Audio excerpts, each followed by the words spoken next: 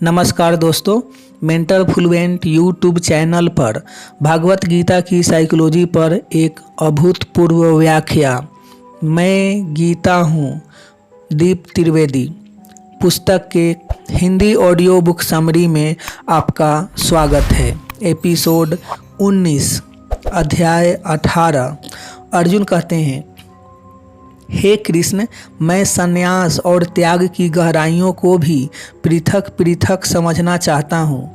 कृपा कर उनके भी सात्विक, राजसी व तामसी विभाजनों को विस्तार से समझाइए।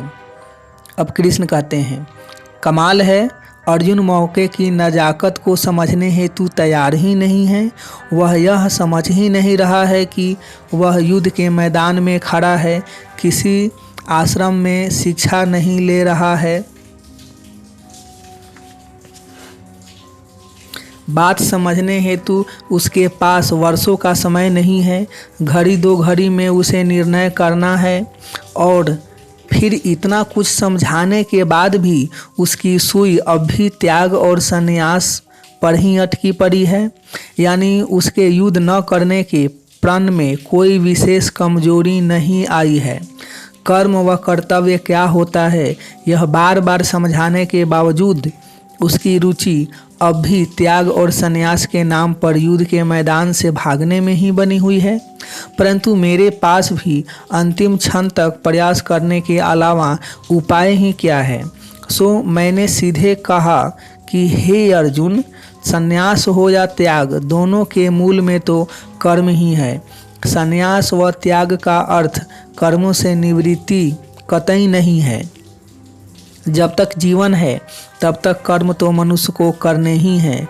अतः ज्ञानी जन कर्मों में से कामना के त्याग को संन्यास कहते हैं और ठीक वैसे ही विचारशील पुरुष कर्मों में से फलों के त्याग को त्याग कहते हैं।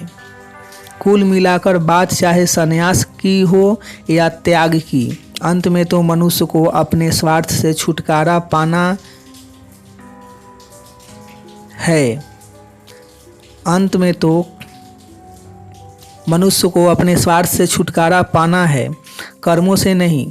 सो तू सच्चा सन्यासी बनना चाहता हो या पक्का त्यागी, इस हेतु तुझे यह युद्ध नहीं त्यागना है, बल्कि तुझे इस युद्ध से अपने सारे स्वार्थ हटाने हैं। इस युद्ध में से सारी कामनाएं त्यागनी हैं। हे अर्जुन, कई विद्वान कहते हैं कि कर्म मात्र दोषयुक्त हैं, इसलिए वे कर्मों के त्याग की बात करते हैं। वहीं कई ज्ञानी कहते हैं कि दोषयुक्त होने के बावजूद अच्छे कर्म त्यागने योग्य नहीं हैं। परंतु मेरी दृष्टि में बात चाहे त्याग की हो या संन्यास की, मैं इनमें से किसी के भी विचारों से सहमति नहीं रखता हूँ, क्योंकि मैं सीधा व साफ सत्य कहता हूँ। मेरा विश्वास जान कि मेरी बात में रत्ती भर मिलावट नहीं है। अतः पहले तू त्याग के संबंध में मेरा मत सुन। यह पूरी प्रकृति त्रिगुणी माया से ओतप्रोत है तथा त्याग भी त्रिगुणी माया से घिरा ही हुआ है। सो त्याग अच्छा ही है, ऐसा नहीं है।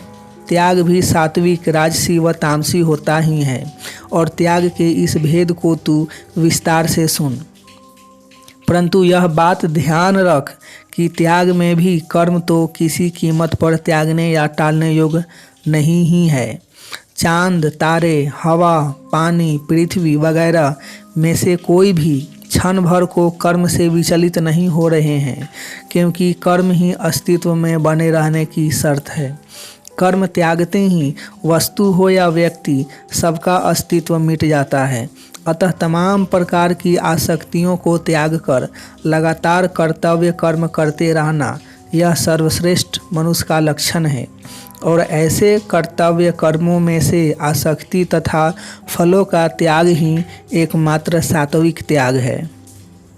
परंतु कोई यह मानकर कर्म करने के कर्म त्यागे कि इससे मुझे कष्ट होगा, तो यह कर्म को त्यागने का उचित कारण नहीं है। क्योंकि कर्म मनुष्य को अपने नफ़े नुकसान हेतु नहीं, बल्कि सर्व के नफ़े नुकसान हेतु करने होते हैं। अतः तू भी युद्ध में अपने नफ़े नुकसान पर ध्यान मत दे। यह अपने नफ़े नुकसान की चिंता त्यागना ही एकमात्र सच्चा सात्विक त्याग है, जबकि अपने नुकसान से डरकर कर्मों का त्याग करना राजसी त्याग कहा जाता है। ऐसे राजसी त्यागों से कभी सच्चे त्याग को उपलब्ध नहीं हुआ जा सकता है। लेकिन यदि कोई मोह में फंसकर नियत कर्मों के ही त्याग पर उतर आए तो कर्मों का ऐसा त्याग तामसी कहा जाता है।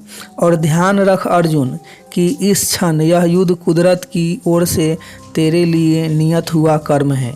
खैर, 100 बातों की एक बात यह है कि यह कुदरत की विशाल लीला अपने आप चल रही है। इसमें मनुष्य को न तो कर्मों का चुनाव करना है और न ही कर्मों को त्यागना है। सो जो मनुष्य किसी कर्म को अशुभ मानकर उससे द्वेष नहीं करता तथा दूसरों को शुभ मानकर उसे करने हेतु आकर्षित नहीं होता, वह वही लगातार करने योग्य कर्म करता चला जा सकता है। वरना अक्सर तो शुभ अशुभ के चक्कर में पड़ा मनुष्य कर्तव्य कर्मों से भी चूकता चला जाता है। जैसे तू इस समय युद्ध को अशुभ कर्म मानकर त्यागना चाह रहा है, लेकिन यह सच्चा त्याग कतई नहीं है। वहीं तू यह भी समझ ले कि स्वार्थ के आधार पर कर्मों को चुनना और त्यागना भी किसी भी दृष्टिकोण से सात्विक गुण नहीं है। अर्जुन, यह नियम है कि अपने स्वार्थ हेतु कर्मों के चुनाव करने वालों को अपने चुनावों के आधार पर सुख दुख प्राप्त होते रहते हैं, परंतु जो सदैव के लिए कर्मों में से फलों का त्याग कर देते हैं, उन्हें अपने कर्मों का फल किसी काल में भी कभी नहीं भुगतना पड़ता है, क्योंकि अंत में तो कर्म व फल दोनों मानसिक हैं। इच्छित फल मिले तो मनुष्य खुश व विपरीत परिणाम आए तो वह दुखी, परंतु जिसके मन में फल की कोई लालसा ही नहीं, उसे कुछ भी हो जाने पर कोई फर्क नहीं पड़ता है। अर्जुन, मैंने मनुष्य के मन और उसके जीवन का सबसे बड़ा ज्ञानी हूँ। अर्जुन, मैं मनुष्य के मन और उसके जीवन का सबसे बड़ा ज्ञानी हूँ। अतः फल की लालसा करने के 5 मूलभूत कारण भी तू विस्तार से सुन, क्योंकि इन 5 कारणों को हटाए बगैर मनुष्य की फलों की लालसा समाप्त नहीं होने वाली। सो तू इस पर विशेष रूप से गौर कर। फल की लालसा का पहला कारण है अधिष्ठान, यानी किसी का आश्रय या आश्वासन मिल जाए तो आदमी में फल की लालसा जगती है। मेरे देखे अधिकांश शास्त्र आश्रय देकर ही मनुष्य में फल की लालसा जगाते हैं। तू भी यदि इस समय स्वर्ग और नरक की चिंता कर रहा है तो उस हेतु भी ये अज्ञान से भरे शास्त्र ही जिम्मेदार हैं। वैसे ही स्वयं की क्षमता मनुष्य में फलों की लालसा जगाने का दूसरा कारण है। तू ही गौर कर, चूँकि तुझे अपनी तीरंदाजी पर भरोसा था, इसलिए तू राज्य पाने के फल की लालसा लिए इस युद्ध के मैदान में आ पहुंचा था। यदि तेरे में वीरता न होती तो तुझे राज्य पाने की चाह भी न जगती। वैसे ही कई बार संयोग भी मनुष्य में फल की लालसा जगा देते हैं। अनेक बार अनुकूल परिस्थितियों के कारण मनुष्य फल की लालसा का शिकार हो जाता है। वहीं अक्सर मनुष्य की स्वयं की इच्छाएं भी उसे फलों की लालसा जगाने हेतु प्रेरित करती है। हे अर्जुन, प्रकृति की इस महान चल रही लीला के विपरीत यह मनुष्य जो कुछ भी कर्म करता है उसके यही 5 मूलभूत कारण हैं, परंतु बजाय इन 5 कारणों के मनुष्य अपनी आत्मा को ही कर्ता समझता है और यही उसका सबसे बड़ा अज्ञान है। यहाँ हरेक को यह समझ लेना चाहिए कि उसके जीवन में जो कुछ भी घट रहा है उस हेतु ये 5 कारण जवाबदार हैं, परमात्मा नहीं। परमात्मा की तो अपनी ही एक दुनिया है जिसमें इन 5 कारणों पर विजय पाए लोग ही जीते हैं। और यदि तू इस समय मेरी बात नहीं समझ पा रहा है तो उस हेतु भी यह 5 कारण ही जवाबदार हैं, क्योंकि मैं बात परमात्मा की दुनिया से कर रहा हूँ और तू इसे इन 5 कारणों में खोजने की कोशिश कर रहा है। अर्जुन, ऐसा समझ कि फल की लालसा के कारण ही मनुष्य में कर्ता का भाव जगता है, परंतु जिसे फल की लालसा नहीं, उसमें मैं करता हूँ ऐसा भाव जाग ही नहीं सकता। और जिसमें कर्तापन का भाव नहीं, वह इस युद्ध में मौजूद योद्धाओं को तो क्या, समस्त लोगों का भी नाश कर दे तो भी पाप से नहीं बंधता है, क्योंकि जो करता ही नहीं वह विनाश करने वाला भी कैसे हो सकता है। परमात्मा ने ना जाने कितनी बार इस सृष्टि का निर्माण किया तथा ना जाने कितनी बार इसका लय भी किया, फिर भी परमात्मा सदैव से पाप रहित ही है, क्योंकि उसमें कर्ता का भाव नहीं है। अतः तू युद्ध त्यागने की मत सोच, सिर्फ कर्ता भाव त्याग दे। इस एक त्याग के बाद तू कितनी ही मार काट मचा दे, मैं वचन देता हूँ कि तू पाप को प्राप्त नहीं होगा। खैर, तू नहीं समझ पा रहा है तो मैं तुझे कर्मों का विज्ञान और विस्तार से कहता हूँ। तू जल्द से जल्द समझने का प्रयास कर, क्योंकि अपने पास ज़्यादा समय नहीं है। अर्जुन, ज्ञाता, ज्ञान और ज्ञेय ये तीनों मिलकर मनुष्य को कर्म करने हेतु उकसाते हैं। ज्ञाता यानी जानने वाला, यहाँ हर किसी का जानने वाला मजबूत है, इसी कारण यहाँ हर कोई अपना एक अलग अस्तित्व माने बैठा है। जैसे तू भी अपने को अर्जुन मान रहा है, फिर यह ज्ञाता अपनी स्वार्थ पूर्ति हेतु ज्ञान ओढ़ता है। उसके इस ज्ञान से कर्म करने के कारण पैदा होते हैं। जैसे तेरा युद्ध ज्ञान तुझे यहाँ युद्ध के मैदान में घसीट लाया, तथा तेरा शास्त्र ज्ञान तुझे यहाँ से भागने में लगाए हुए है। और कर्म की प्रेरणा पाने का तीसरा कारण है ज्ञेय यानी साधन। जैसे शास्त्रों के सहारे तू यहाँ युद्ध के मैदान में आया है और अब रथ के सहारे तू यहाँ से भागना चाह रहा है, सो कुल मिलाकर इतना समझ कि ज्ञाता, ज्ञान और ज्ञेय न हो तो मनुष्य कर्मों के चुनाव में न पड़े। वह एक शुद्ध दृष्टा बनकर लगातार प्रकृति से नियत हो रहे कर्म करता चला जाए। खैर अर्जुन, जैसे 3 कारण से मनुष्य कर्म करता है, वैसे ही 3 कारण से वह अपने कर्मों के फल भी भोगता है। पहला कारण है कर्तापन का एहसास, यानी स्वयं कुछ कर सकता है ऐसा भ्रम। कर्मों के फल भुगतने का पहला कारण है। दूसरा कारण है यानी स्वार्थ। अपने स्वार्थ के कारण मनुष्य चल रही इस महान लीला से हटकर कर्म करने में लग जाता है और इसी का वह सर्वाधिक भुगतता है। और तीसरी है क्रिया, यानी कर्म करने की विधि। अर्जुन, जो इन तीनों से छुटकारा पाले वह कर्म का फल कभी नहीं भोगता है। खैर अर्जुन, तुमने जिज्ञासा की ही है तो तू ज्ञान, कर्म तथा कर्ता के गुणों के भेद भी मुझसे समझ ले। पहले मैं ज्ञान की चर्चा कर लेता हूँ। सो अर्जुन, जिस ज्ञान से मनुष्य भिन्न भिन्न पदार्थों तथा समस्त जीवों को एक परमात्मा स्वरूप जानता है, ऐसे ज्ञान को तू सात्विक ज्ञान समझ। किसी भी कारण से किसी भी प्रकार के भेद को उत्पन्न करने वाले ज्ञान को तू सात्विक ज्ञान मत समझ। वैसे ही जिस ज्ञान से मनुष्य सबके भिन्न भिन्न भावों को अलग जानता है, उस ज्ञान को तू राजस ज्ञान समझ। परंतु जो ज्ञान सिर्फ स्वार्थ सिखाता है, वह ज्ञान सिवाय तामसी ज्ञान के और कुछ नहीं है। हे अर्जुन, अब वैसे ही तू कर्मों के भेद को विस्तार से समझ। मनुष्य अपने जीवन में जितने भी कर्म बिना फल की लालसा के करता है, उसके उतने ही कर्मों को तू सात्विक कर्म समझ। फल की लालसा में ओढ़े गए संन्यास को या फिर किए गए त्याग को कतई सात्विक कर्म नहीं समझना चाहिए। अरे फल की लालसा में तो किया गया परमात्मा का पूजन भी सात्विक कर्म नहीं होता है, लेकिन बिना फल की लालसा के तो किया गया युद्ध भी सात्विक कर्म हो जाता है।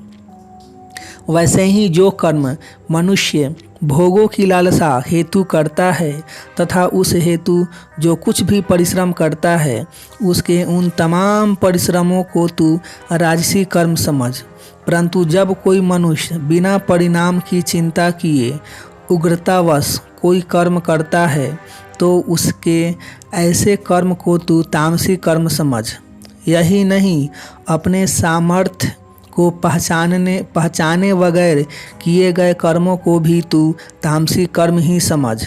और संसार में ऐसी तामसी प्रवृत्ति वाले मनुष्य ही अपने हाथों अपने विनाश में लगे हुए हैं। युद्ध के मैदान में मौजूद कौरव इसका श्रेष्ठ उदाहरण है। अर्जुन, वैसे ही अब तू मुझसे कर्ता के भेद भी समझ ले। जो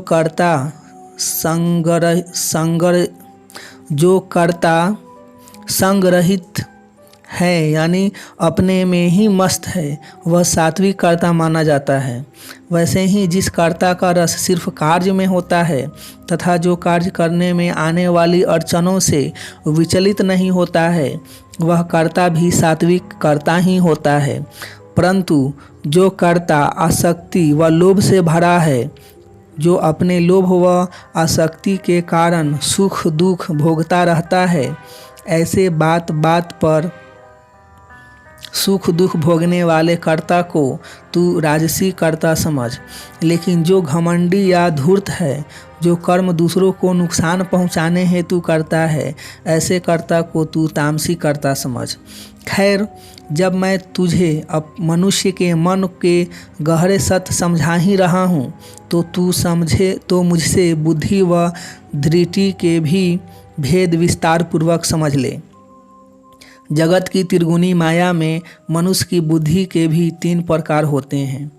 जो बुद्धि जगत की तमाम प्रवृत्तियों तथा निवृत्तियों को, समस्त कर्तव्यों तथा अकर्तव्यों को तथा सभी प्रकार के बंधन व मोक्ष को भी कुदरत की इस महान लीला से आते व जाते देखती है, वह बुद्धि सात्विक है। जो मनुष्य के भीतर बाहर घट रही तमाम घटनाओं में अपने या अन्यों को नहीं बल्कि एक परमात्मा को कर्ता देखता है, वही सत्य देखता है। वहीं जो बुद्धि अपने ज्ञान के बल पर धर्म व अधर्म तथा कर्तव्य और अकर्तव्य के चुनाव में लगी है, उस बुद्धि को तू राजसी समझ। और तू भी इस समय ऐसे ही चुनाव में लगा है। परंतु जो बुद्धि अधर्म को भी यह धर्म है ऐसा मान लेती है, वह तामसी बुद्धि है। और अधिकांश जगत इस तामसी बुद्धि का ही शिकार है। यहाँ हर कोई फल की लालसा में की जाने वाली धार्मिक विधियों को धर्म मानने की भूल कर रहा है। हे अर्जुन, वैसे ही मनुष्य की 3 प्रकार की धृति यानी धारण शक्ति भी होती है। जो मनुष्य ध्यानपूर्वक अपने मन, प्राण और इंद्रियों को धारण करता है, वह सात्विक धारण शक्ति वाला समझा जाता है। अर्थात जो मनुष्य अपने अस्तित्व को जानता है तथा उसका साथ देता है, वह सच्चे मार्ग पर चलने वाला समझा जाना चाहिए। क्योंकि सबको यह समझना चाहिए कि अपने विरुद्ध जाकर यहाँ कोई कभी नहीं सफल फूल सकता है। वैसे ही जो अपनी कामनाओं और आसक्ति के बल पर धर्म, विचार तथा बाहरी संपत्ति को धारण करता है, वह राजसी धारण शक्ति वाला समझा जाना चाहिए। परंतु जो कोई मन में भय, चिंता व दुख वगैरह को धारण करता है और चाहने पर भी जिनका इनसे छुटकारा नहीं होता, उन्हें तू तामसी धारण शक्ति वाला मान। अर्जुन, अब तू मुझसे मनुष्यों के सुखों के प्रकार भी समझ। मैं जो कोई अपने स्वयं के साथ प्रसन्न रहता है उसे सात्विक सुख का सच्चा खोजी कहा जाता है। जो कोई मनुष्य सदैव ऐसे कर्मों में लगा रहता है जिससे अंत में भी वह सुख को ही उपलब्ध हो, ऐसा मनुष्य भी सात्विक सुख की चाह रखने वाला ही समझा जाना चाहिए। अतः सुख की खोज से मुझे एतराज नहीं। तू भी इस युद्ध में सुख खोज रहा है तो चलेगा, परंतु तू बराबर ध्यान लगा के समझ कि अस्थाई सुख तुझे युद्ध करने पर मिलेगा या युद्ध से भागने पर, क्योंकि जिसका सुख इंद्रियों तथा विषयों के संयोग पर निर्भर होता है वह सुख राजसी कहा जाता है। तुझे भी जब जीत का यकीन था तब तू राज्य का सुख पाने को लालायित था, और आज जब तेरा युद्ध जीतने पर से यकीन हट गया तो तू स्वयं को राज्य के सुख से वंचित करना चाहता है। बाहरी विषयों के संयोगों के आधार पर जिनके सुख दुख बदलते रहते हैं ऐसे लोग राजसी सुख के खोजी कहे जाते हैं। वहीं जो वर्तमान कष्ट कम करने हेतु भविष्य के महादुख को गले लगाते हैं उन्हें तू तामसी समझ, और तू भी इस समय राजसी से तामसी सुख की ओर प्रवृत्त हो रहा है। लेकिन मेरी बात याद रख कि तू युद्ध के मैदान से भागेगा तो वर्तमान कष्ट से भी 1000 गुना कष्ट आने वाले समय में भोगेगा।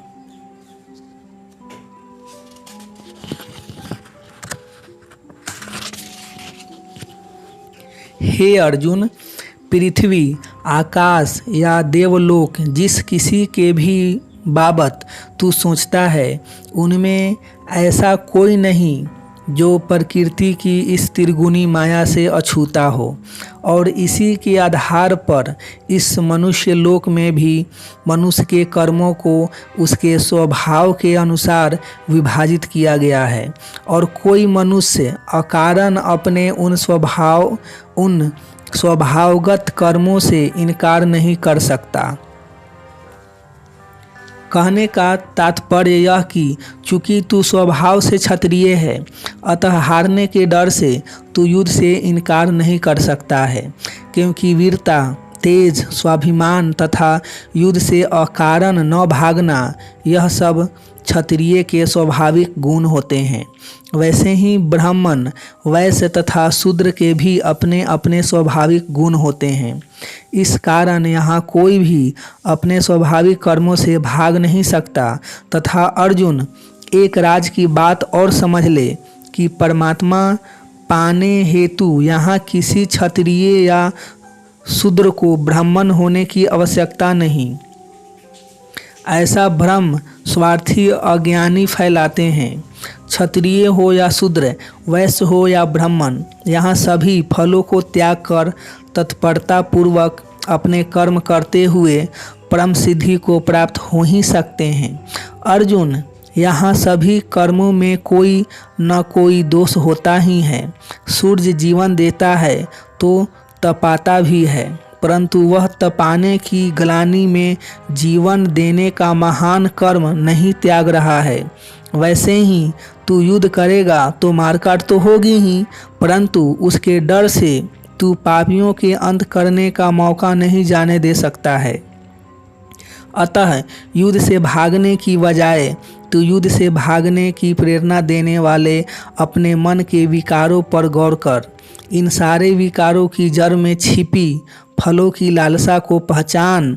तू यह समझ कि फल की लालसा त्यागते ही तेरे युद्ध करने व न करने के तमाम जाति कारण तिरोहित हो जाएंगे।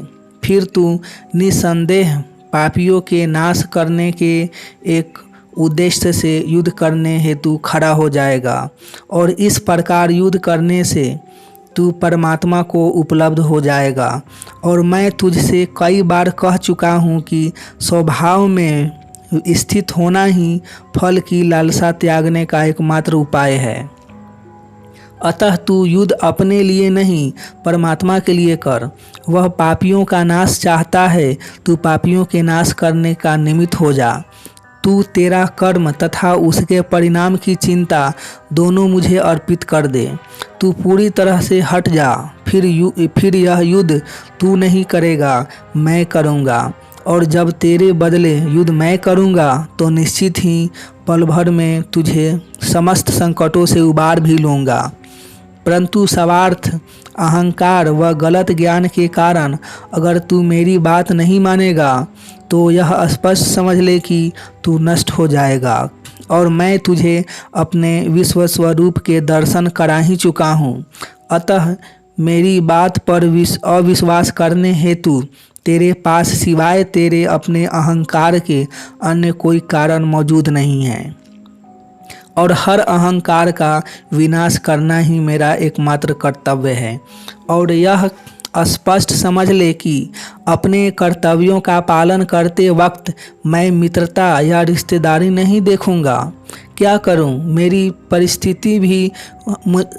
परिस्थिति भी समझे।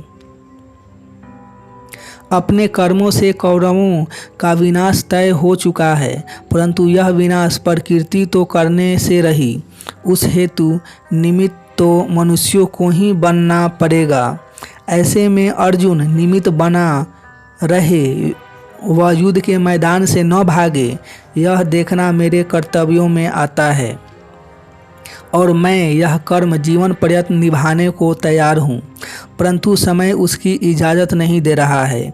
अब तो चारों ओर का नज़ारा चिल्ला चिल्ला कर कह रहा है कि किसी भी क्षण युद्ध प्रारंभ होने का बिगुल बज जाएगा।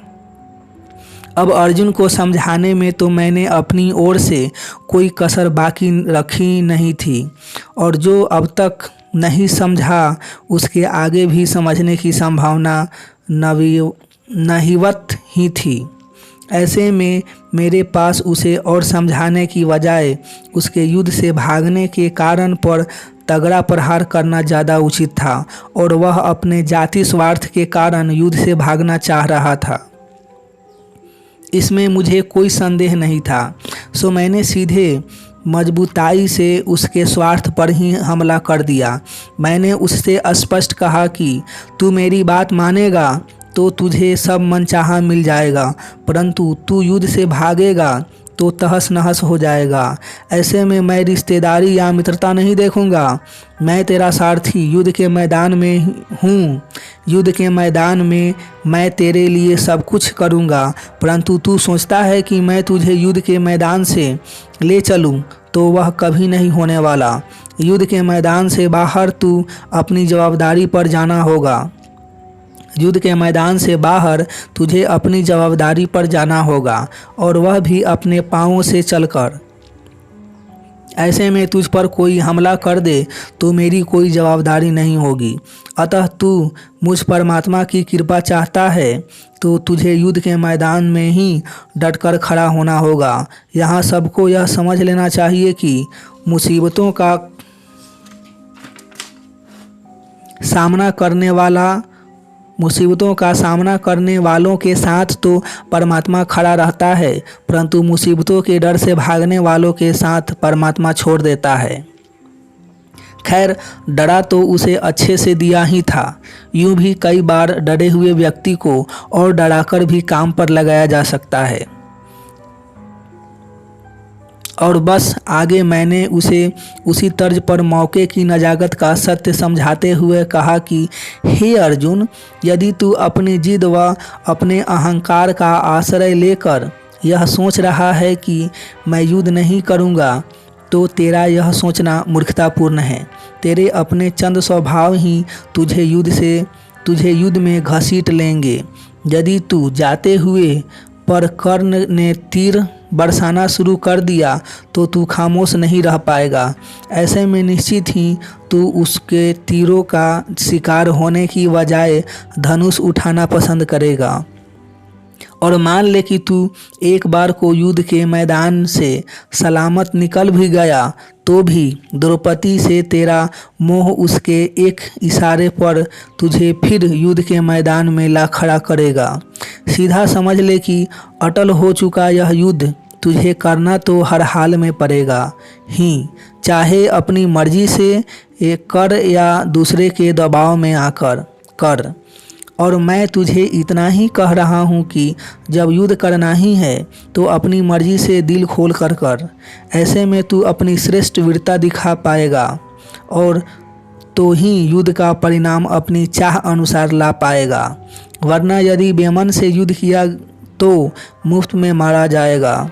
मैं अपनी ओर से तुझे गोपनीय से भी अति गोपनीय ज्ञान दे दिया। तू मेरे एक एक शब्द पर विचार कर और फिर जो निर्णय लेना हो ले ले। बस इतना समझ ले कि तेरी जिंदगी और मौत दोनों तेरे ही हाथ में है। आश्चर्य यह कि अब भी वह युद्ध करने हेतु राजी हो चुका हो, ऐसा नहीं लग रहा था। हाँ, गहरे चिंतन में डूबा अवश्य जान पड़ रहा था। खैर, मैंने उसके चिंतन को सही दिशा देने के उद्देश्य से अपनी बात आगे बढ़ाते हुए कहा कि अर्जुन, एक बात का और ध्यान रख लेना। मैंने जो तुझसे मनुष्य के मन और उसके जीवन के तमाम रहस्य कहे हैं, वे तुझे किसी भी न सुनने की इच्छा वाले से कभी नहीं कहना है।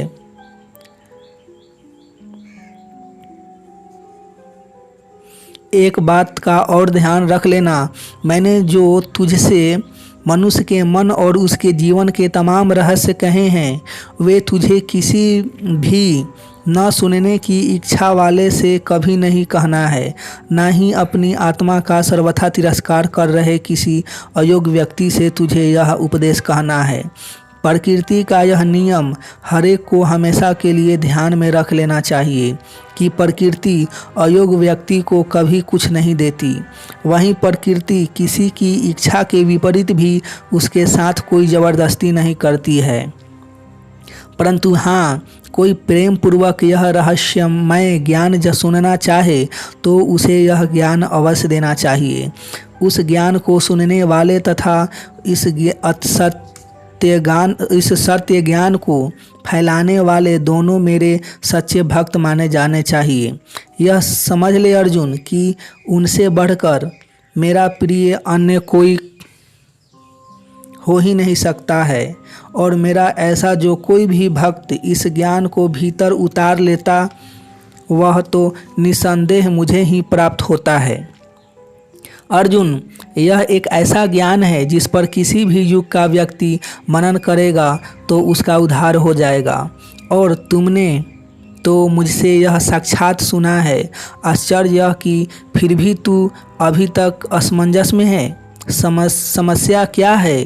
क्या तुमने इस महान ज्ञान को ध्यान में से नहीं सुना? और यदि ध्यान से सुना है तो तेरा अज्ञान जनित मोह नष्ट क्यों नहीं हो रहा है? अब अर्जुन कहते हैं, हे कृष्ण, आपकी परम कृपा से मेरा मोह नष्ट हो गया है। अब मुझे कोई भ्रम नहीं है। मैं समझ चुका हूँ कि युद्ध लड़ने के अलावा अन्य कोई विकल्प है ही नहीं मेरे पास। अतः अब तहे दिल से आपकी आज्ञा का पालन करूँगा। अब संजय बोलते हैं। संजय कहते हैं, हे महाराज धृतराष्ट्र, मैंने श्री कृष्ण व अर्जुन के संवाद को ध्यान से सुना है। इस महान ज्ञान को सुनकर मैं धन्य हो चुका हूँ, और सच कहूँ तो जहाँ श्री कृष्ण हैं वहीं पर विजय है, ऐसा मेरा स्पष्ट मत है। गीता। चलो, अर्जुन युद्ध करने हेतु राजी तो हो गया, और अच्छा यह था कि वह समय रहते राजी हो गया था। बस कृष्ण ने तुरंत रथ दोनों सेनाओं के बीच से हटाकर वापस पांडवों के खेमे में खड़ा कर दिया। बस एक बात मैं कहना चाहूँगी, अर्जुन युद्ध करने हेतु राजी तो हुआ था, परंतु वह फलों की कामना अब भी नहीं त्याग पाया था। यह युद्ध लड़ना उसने बुद्धिपूर्वक चुना था, आत्मा से नहीं, और यही कारण था कि युद्ध से पूर्व जो अर्जुन युद्ध करने से भिक्षा मांगना ज़्यादा श्रेष्ठ समझ रहा था, उसने युद्ध जीतने के बाद कभी संन्यास की बात नहीं कही। चलो, यह कोई खास बात नहीं। कर्म किया है और फल में राज मिला है तो उसे भोगना ही चाहिए। परंतु हद तो अर्जुन ने तब कर दी जब अपने राज्य को फैलाने हेतु तथा चक्रवर्ती सम्राट बनने हेतु उसने न सिर्फ अश्वमेध यज्ञ किया बल्कि उस हेतु उसने अकारण लोगों का वध भी किया। और यह सब उसी अर्जुन ने किया जो इस युद्ध में हिंसा को पाप कह रहा था। यह सब फल की आशा में उसी अर्जुन ने किया जिससे कृष्ण ने इस पूरी चर्चा में अनेकों बार फल की आशा त्यागने को कहा था। इन सब बातों में से कहना यह चाह रहा हूँ कि अर्जुन तो मौका चूक गया पर आप मत चूकना। मुझसे बेहतर ज्ञान उपलब्ध नहीं हो सकता। इसका भरपूर फायदा उठाना तथा अपनी फल की आशाओं को कमज़ोर करते चले जाना। यह समझ ही लेना कि फल की आशा मनुष्य का एकमात्र शत्रु है। मैं जानती हूँ कि अब जब तक अंतरात्मा से निकटता नहीं बढ़ेगी फल की आशा त्यागना आसान नहीं होगा। तब तक कभी संसार की तो कभी संन्यास की, कभी धन की तो कभी परमात्मा की आशा करते ही रहोगे। यह भी कहोगे कि फल की आशा ही त्याग देंगे तो कर्म कैसे करेंगे। अज्ञानतावश यह भी कहोगे कि बिना फल की आशा किए आगे कैसे बढ़ेंगे। मैं कह रही हूँ कि फल की आशा में तो सभी कर्म कर रहे हैं, कितने सुखी और सफल हो गए। अतः मैं कृष्ण का कहा यह सत्य वचन एक बार फिर दोहराती हूँ कि फल की आशा त्यागने वाला ही सुखी, सफल और महान हो सकता है। सो जितनी जल्दी हो सके कृष्ण के द्वारा सिखाई बिना फल की आशा के कर्म करने की कला सीख जाओ। अड़चन आती हो तो कृष्ण द्वारा दिया गया यह ज्ञान बार बार पढ़ो, उनकी बताई बातों पर मनन करो, उनका अभ्यास करो। फिर यह सब एक बार फिर इसलिए दोहरा रही हूँ क्योंकि मैं संपूर्ण मनुष्य जाति को सुख और सफलता के शिखर पर बैठा देखना चाहती हूँ। यूँ भी मैं मनुष्य को सुख और सफलता दिलवाने वाले सूत्रों से गुथा हुआ एक महान ग्रंथ ही हूँ। और इतनी बात चली है तो यह भी कह दूँ कि मैं कृष्ण के जीवन का सार हूँ। मैं कोई कोरे सूत्र नहीं बल्कि कृष्ण के अनुभवों का निचोड़ हूँ। कृष्ण ने एक सामान्य ग्वाले से सोने की नगरी द्वारका के राजा तक का सफ़र बिना फल की आशा के लगातार कर्म करते रहने से ही तय किया था। उसी से उन्हें महाज्ञान उपलब्ध हुआ था।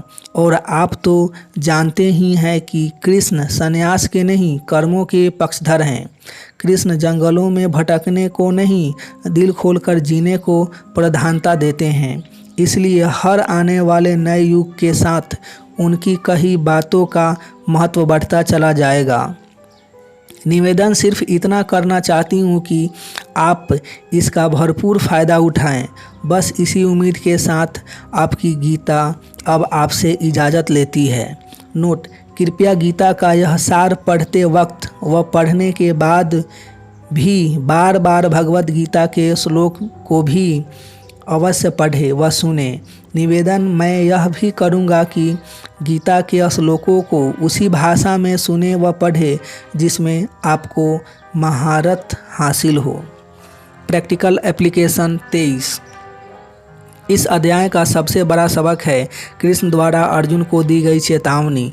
दूसरे अध्याय से कृष्ण अर्जुन को समझाने में लगे हैं पर वह टस से मस नहीं हो रहा है। कृष्ण ने उसे बचाने हेतु क्या क्या नहीं समझाया, लेकिन जब अर्जुन पर इसका असर नहीं हुआ तो कृष्ण ने उसे चेताते हुए कहा कि यदि तू मेरी बात नहीं मानेगा तो नष्ट व भ्रष्ट हो जाएगा। और उनकी यह चेतावनी अर्जुन को ही नहीं हम सबको भी है। प्रकृति समय पार के नियमों के तहत अरबों वर्षों से अस्तित्व में है। हमारा मन हो या जीवन वह भी इन्हीं नियमों के अधीन है। और हमारे लिए प्रकृति का सबसे महत्वपूर्ण नियम यह है कि जिसका मन जितना ऊंचा उठेगा उतना उसका जीवन शानदार वरना वह नित नए संकटों में उलझकर नष्ट हो जाएगा। तथा विश्व की तमाम स्पिरिचुअल शिक्षा मनुष्य को शानदार जीवन जीने की राह दिखाने हेतु हैं, क्योंकि शानदार व यादगार जीवन जीना ही मनुष्य का एकमात्र धर्म है। इसके अलावा धर्म के नाम पर चल रहे अन्य उपद्रवों को आप तवज्जो न दो तो ही आपके लिए बेहतर है। यदि उनमें रति भर प्रकृति का विज्ञान होता तो मनुष्य का यह हाल नहीं होता। अतः हम समझदारों के बीच में उनकी चर्चा करना भी हमारी समझ की तौहीन है। उनकी चर्चा करना भी हमारी समझ की तौहीन है। वे कहते हैं कि मन कैसा भी हो चलेगा, बस आप तो दक्षिणा देकर बाहर विधि विधान कर लो। अब यह बात ही प्रकृति के परम नियम के विपरीत है। ऐसा हो सकता होता तो कृष्ण को इतनी लंबी गीता कहने की जरूरत ही क्या थी। कोई मंत्र या कोई धागा अर्जुन को दे देते। हम समझदार हैं, अतः समझदारों वाली बात करें। और मुद्दे की बात यह है कि गीता में कृष्ण हमारे मन को जैसा सेट करना चाहते हैं, हमें अपने मन को वैसा बनाना चाहिए। वरना अर्जुन की तरह प्रकृति व कृष्ण हमें भी चेताने से बाज नहीं आएंगे कि अब तुम नष्ट व भ्रष्ट हो जाओगे। कुल मिलाकर जीवन एक ऐसा अवसर है जिसे गंवाया नहीं जा सकता है, और गीता जीवन शानदार बनाने हेतु एक ऐसा वरदान है जिसके अपनाने के अलावा दूसरा उपाय नहीं है। अतः उम्मीद करता हूँ कि आप हाथ लगे इस महान अवसर को गंवाएंगे नहीं। सो एप्लीकेशन भरो तथा जीवन बनाने हेतु अपनी दृढ़ता दिखलाओ। अपनी भाषा में लिखो कि मैं प्रकृति को चेताने का मौका नहीं दूंगा, ज़रूरत पड़ी तो गीता बार बार पढ़ूंगा। मिलेंगे नेक्स्ट एपिसोड में, तब तक अपना ढेर सारा ख्याल रखिए, लाइफ को एंजॉय कीजिए, मस्त रहिए। आपका कीमती समय देने के लिए आपको बहुत बहुत धन्यवाद।